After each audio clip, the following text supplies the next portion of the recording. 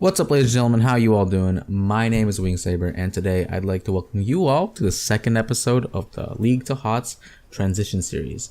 Today's episode is going to be called Beginning Steps. Now, you just finished a tutorial, you may have played some bot games, and you want to hop into a quick match game. The first question is, where do I go? Where does my hero lane?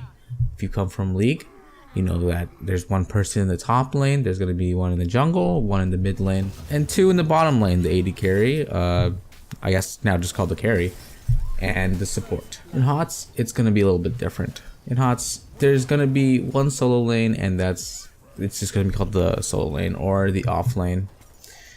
And if you go back to our previous episode, you guys can see the list of solo laners, and those are the heroes that will take place in that solo lane. So you have that out of the way. Where do the other four go? Other four heroes in the game, depending on the map, either rotate together or go in a 1-3-1. Now, if you don't know what a 1-3-1 is, 1-3-1 is where you have one person in the solo lane or the top lane, one person or three people in the mid lane, and one person in the bottom lane. This is going to be your simplest form of laning when you're in a 3-lane map. Now, there are other variations to this, like if you're on a smaller 3-lane map like Dragonshire or Infernal Shrines, what you can do is you can go one solo laner, and because the solo lane is top lane for Infernal Shrines, you can have the 4 people run up and down between mid and bottom lane to catch the soak. Now, if you're just starting out and you're going to quick match games, oftentimes that's not going to happen because that's a little bit more coordinated, and you might see that in like unranked draft or ranked, which is called Hero League in Heroes of the Storm. So you have your 1-4, you have your 1-3-1, and your last real variation is the 1-1-1. So you have one person in each lane, oftentimes the solo laner, the assassin, and the tank. The tank usually goes where the solo laner isn't. So say the solo laner is top lane, the tank will go to bottom lane. And then you either have a ganking assassin and the support roaming, or you have solo laner and the 2 assassins, and then you have the tank and the support roaming from mid to bottom. Maps where that happens on are really, really large maps like Warhead Junction. Any maps that you can't afford to do a 1-4 because it takes too much time, you would do a 1-1-1 or a 1-3-1. But starting off, you'll probably just see 1-3-1 for all of your games. Just letting you guys know that will happen in the future if you get higher up in the levels and in the standings. Now, so you're laning, all fine and dandy, and suddenly your solo laner dies. What happens? One person, usually the assassin, should go up and cover the solo lane for them until they leave. Or, alternatively, if your solo laner is someone who can take early merc camp, you should take over that lane for them so you don't miss any experience while the solo laner goes and takes the merc camp. Not every solo laner can take merc camps efficiently, by the way. Sometimes you have to help them. Now, you know, you're laning, you're doing your own thing, you're relaxing, but then the objective pops. What do you do during the objective? Well, as the 4-man, you really want to clear all your waves, get all out of the way, get any merc camps if you have time, and then you want to head over to the objective. That is your main priority. The solo laner is a little bit different. You are the team's wave clear, you are the minion control. So if their team has taken any merc camps, you have to get rid of them first before going to the objective.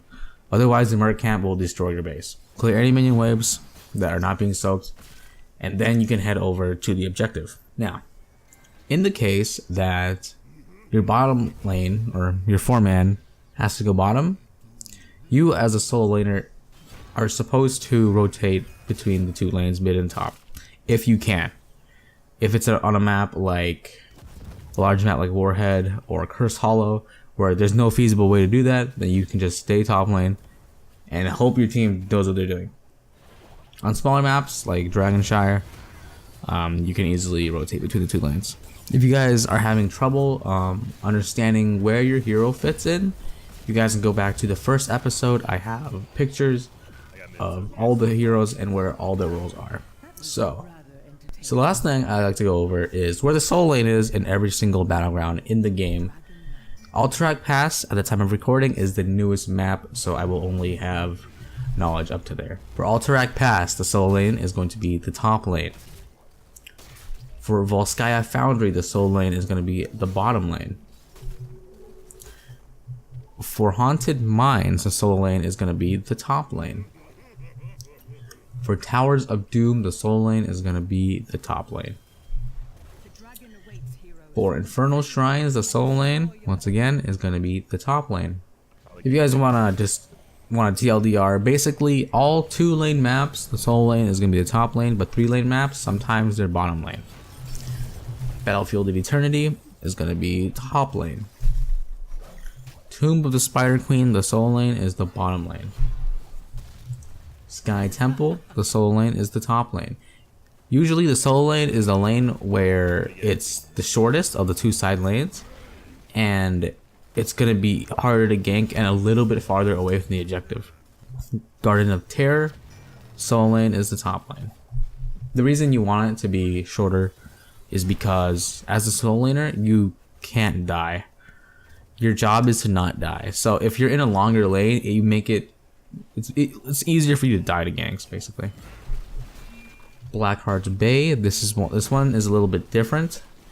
Oftentimes you have 4 in the bottom lane and 1 person soaking both mid and top because they're so close together.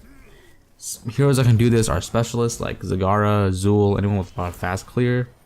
Zebo can do this for even more stacks than normal. In Dragonshire, the solo lane is the top lane. In Cursed Hollow, the solo lane is the top lane, but this is a very large map, so you might want to incorporate the 1-3-1 or the 1-1-1 strategy into this. Braxis Holdout, it's a 2-lane map, it's going to be top lane. Warhead Junction, solo lane, is going to be the top lane, once again. It's also a large map, so you might want to incorporate the 1-3-1 or the 1-1-1. So to go over everything one more time. Solo laner goes solo lane.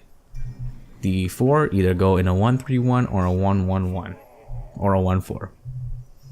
Most often you will see 1-3-1 in lower tiers of play because that is the easiest to pull off with no coordination whatsoever.